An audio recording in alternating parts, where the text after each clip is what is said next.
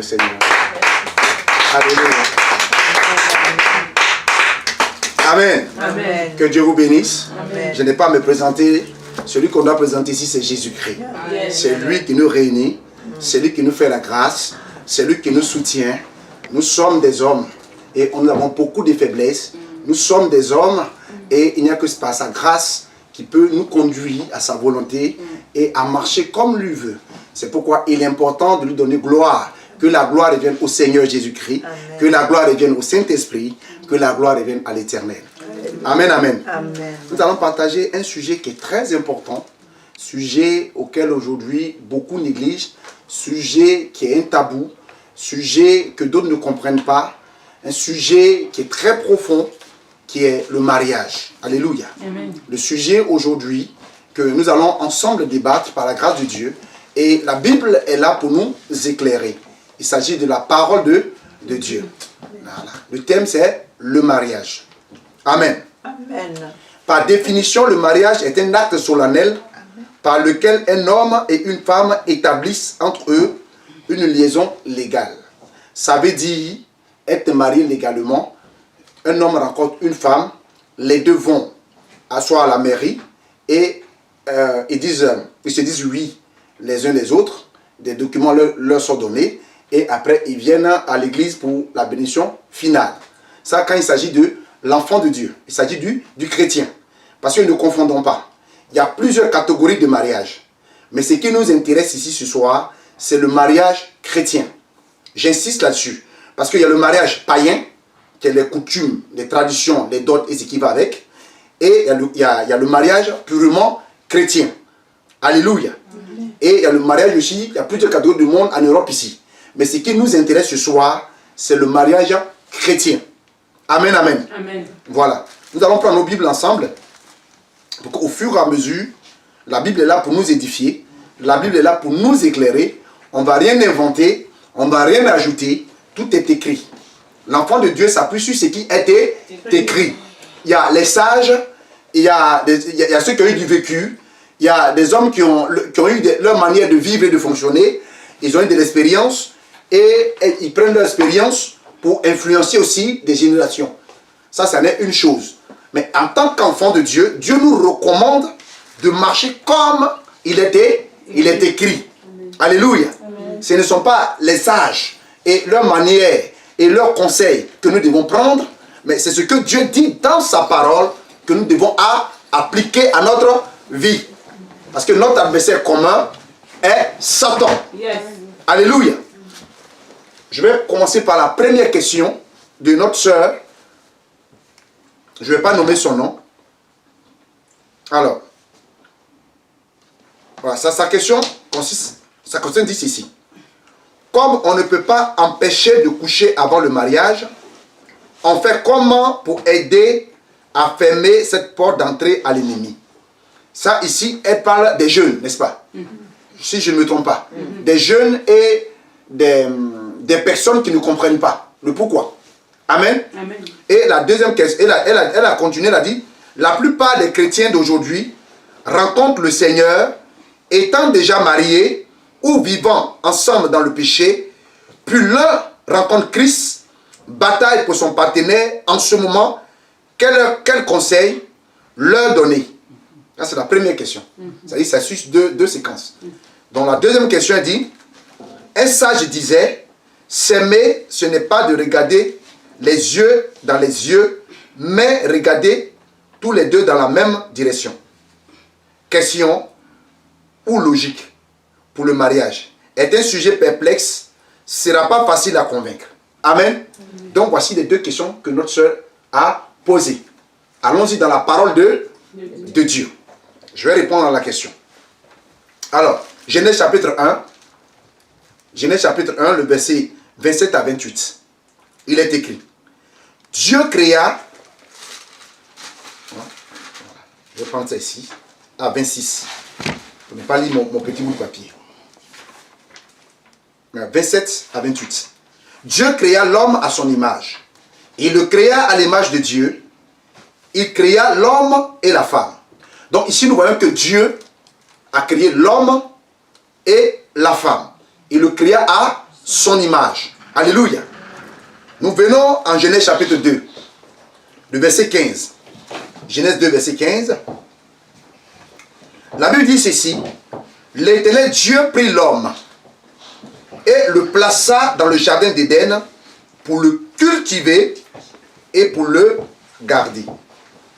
Nous voyons un thème qui dit le cultiver et le garder.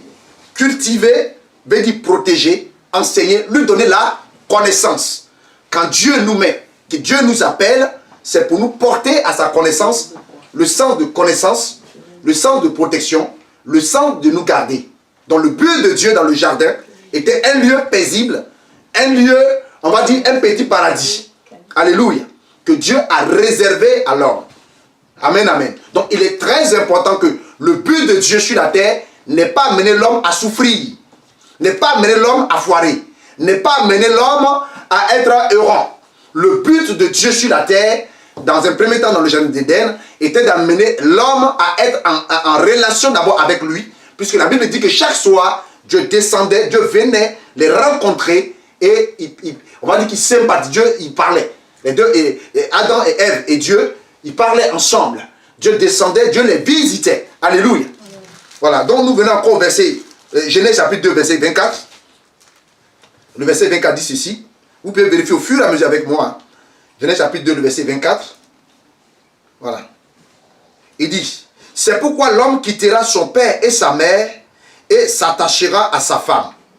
Ils deviendront une seule chair. Alléluia. L'homme quitte son père et sa mère et s'attache à sa femme. Les dieux deviennent une seule on veut dire une seule personne. Alléluia.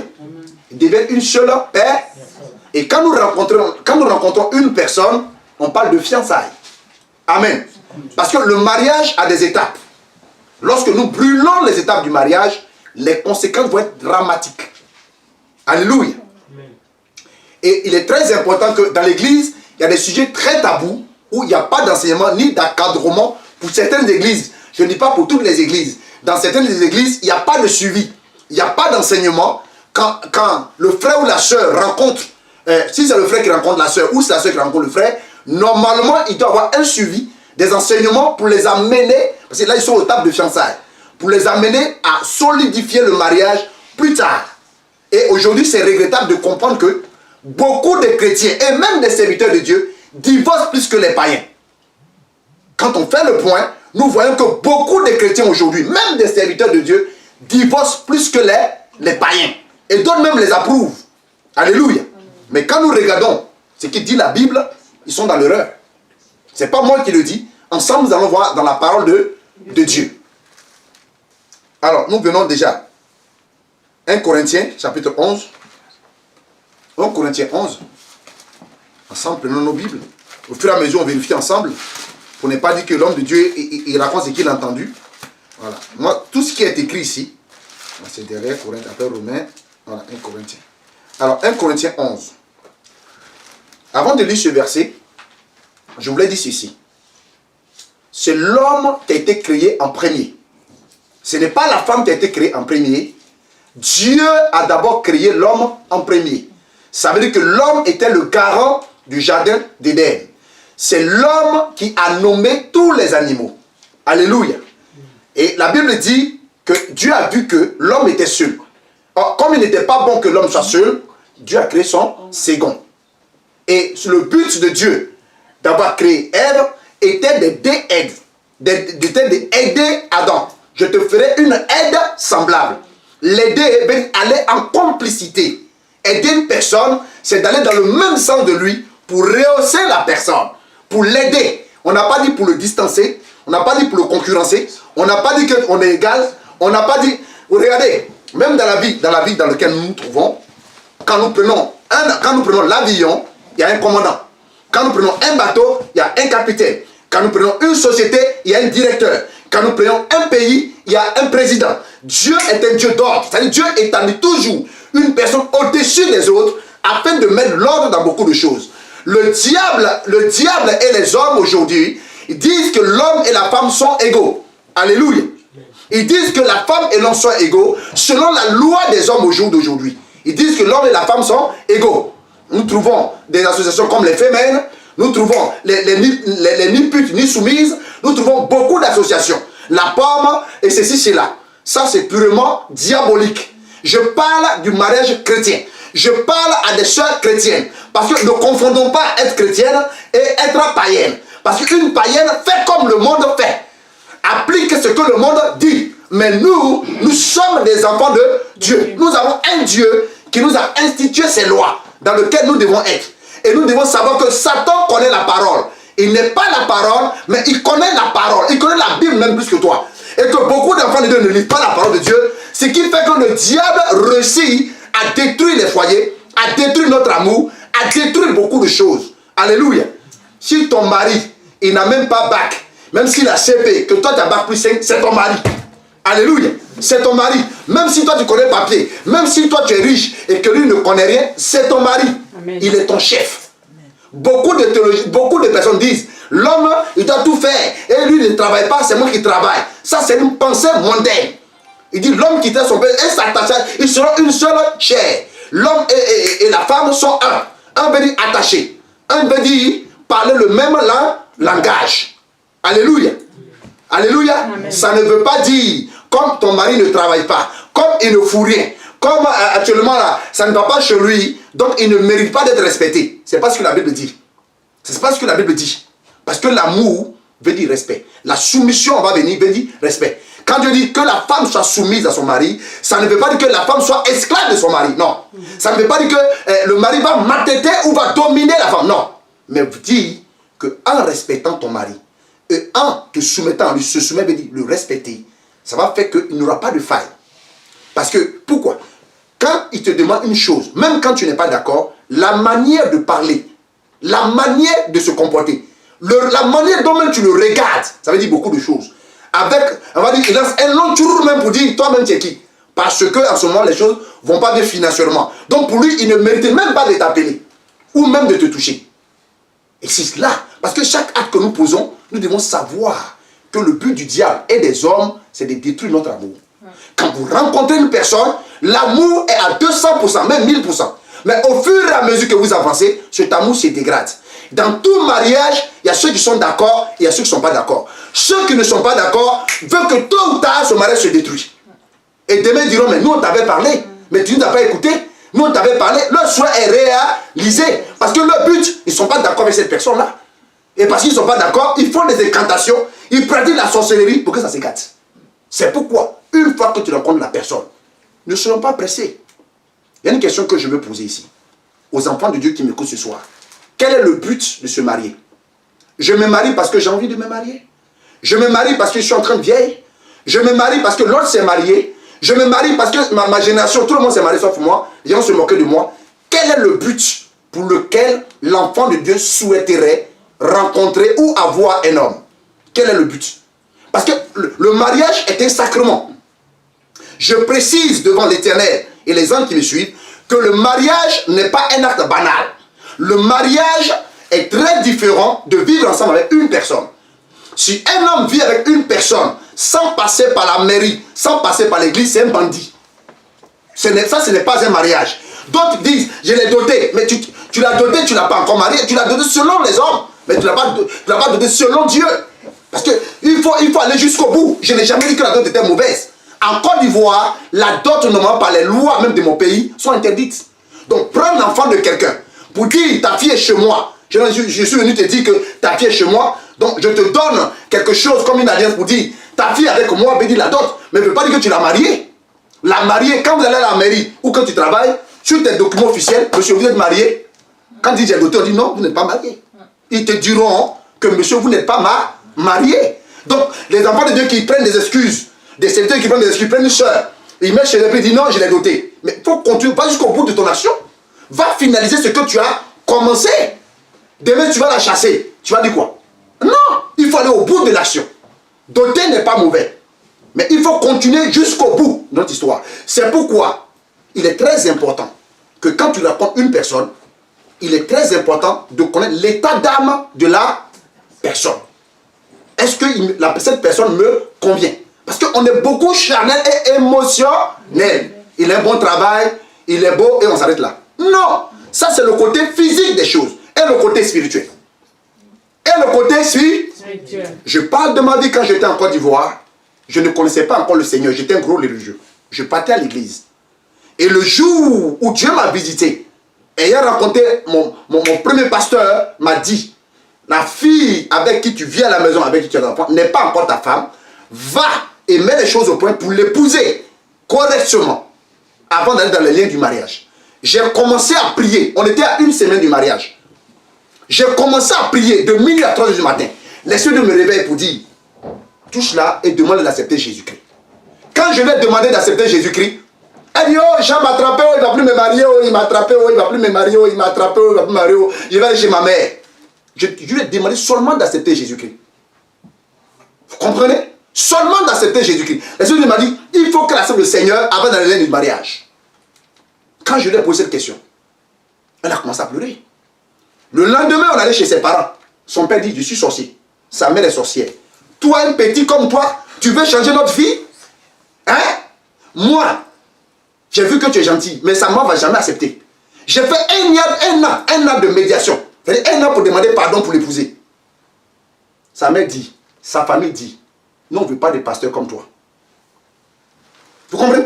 Nous ne voulons pas de pasteurs comme toi. Tu es gentil, mais toi, tu ne peux pas rentrer dans nos familles. Ça. Quel est l'état d'âme de la fiancée ou de ton fiancé que tu as rencontré? C'est parce qu'il est beau? Parce qu'il est gentil? Parce qu'il a l'argent? Non, on ne s'engage. Dans ce qu'on va s'engager, il est très important de réfléchir. Ça, c'est le premier point que je veux souligner. Le deuxième point, tu as rencontré quelqu'un. Et Dieu vous visite, vous deux. Tout à l'heure, je viens de le dire. Toi, tu dis oui au Seigneur Jésus-Christ. La personne te dit non, je ne veux pas le Seigneur Jésus-Christ. Vous n'êtes pas encore mariés. On peut rompre les fiançailles. Ce n'est pas mauvais. Le fiançailles n'est pas le mariage. Oui, le fiançailles est un moment où vous apprenez à vous connaître. Est un moment où vous déposez tout sur la table. Est un moment où si votre alliance va durer, on ne se marie pas pour divorcer. Ce n'est pas je vais essayer pour déposer. Ce n'est pas prendre un habit, aujourd'hui j'essaie. Non, ça me convient pas et puis je dépose. Ou je vais voir si notre intimité s'y est. Non, ce ne sont pas des païens. C'est quand on est dans les fiançailles qu'on commence à parler du tout. Là, on met tout sur la table. De toute ce qui est intimité. Comment tu vois l'amour? Comment tu vois la vie? C'est là qu'on pose des questions. Mais là, d'autres mettent le masque. Ils jouent le jeu. Et quand on passe à l'étape supérieure du mariage, dès qu'on met la bague, c'est fini. De toute façon, il m'a marié. Non, tu oublies que Dieu est le Dieu de l'alliance. Si au départ, tu l'avais menti, parce que le mariage se rompt parce qu'il y a un qui a menti. Il y a un qui n'a pas dit la vérité. Il y a un qui a joué le jeu. Sinon, comment 2 personnes s'aiment et puis 2 personnes se séparent? C'est qu'il y a un qui a menti. Comment vous voyez le mariage? Est-ce que c'est un jeu? Est-ce qu'on va essayer? Plusieurs se sont divorcés. Plusieurs divorcés aujourd'hui. Ils sont à leur 3e divorce. Ça ne résout pas le problème. Divorcer n'a jamais résolu le problème. Je connais des serviteurs de Dieu qui ont divorcé 2 fois. Est-ce que ça résout le problème? C'est que la base, le fondement de ta vie est un problème. Alléluia. Il est important d'être vrai et d'être sincère. Si tu sais très bien que tu n'as pas fini avec ta vie de païenne, ne te marie pas. Fais tes 400 coups, vis ta vie. Il ne faut pas aller embrigader la vie de quelqu'un. Il ne faut pas aller prendre une soeur pour la fatiguer. Il ne faut pas aller prendre un frère pour le fatiguer. Parce que là, il y a une conséquence qui t'attend. Mais c'est là. J'étais en train de dire, Seigneur, mais nous t'avons connu, nous te servons. Mais regarde comment les mariages aujourd'hui, nos mariages sont attaqués. L'Esprit de Dieu va me dire une chose. Il dit, le diable, quand il t'a cherché dans le monde, il n'a pas pu t'avoir. Le point culminant qui plombe pour avoir les enfants de Dieu, c'est le mariage. Il sait que dans le mariage, là, forcément là, il va t'avoir. Alléluia. Tu vas dire, mais moi je n'ai rien fait. Mais ma femme n'arrête pas. Mais tu ne sais pas quels sont les esprits qui sont derrière ta femme. Et il n'y a pas qu'elle. Il y a aussi sa famille qui est derrière. Et tout ce que vous avez dit dans les fiançailles, elle a balayé ça. Maintenant, elle ne t'écoute plus. Alléluia. Allons-y dans la parole de Dieu. Je disais 1 Corinthiens, chapitre 11, verset 3. Je veux qu'on comprenne bien. Si une soeur vient me voir pour dire, pasteur, je veux me marier, c'est ce premier verset que je mets devant elle. Corinthiens 11, verset 3. La Bible dit ceci. Je veux cependant que vous sachiez que Christ est le chef de tout homme. que l'homme est le chef de la femme. Alléluia. Ma Bible ne m'a jamais dit que la femme et l'homme sont égaux. C'est écrit noir sur blanc ici. Il y a combien de femmes qui peuvent accepter que l'homme soit le chef? Il y en a combien? Il y en a combien?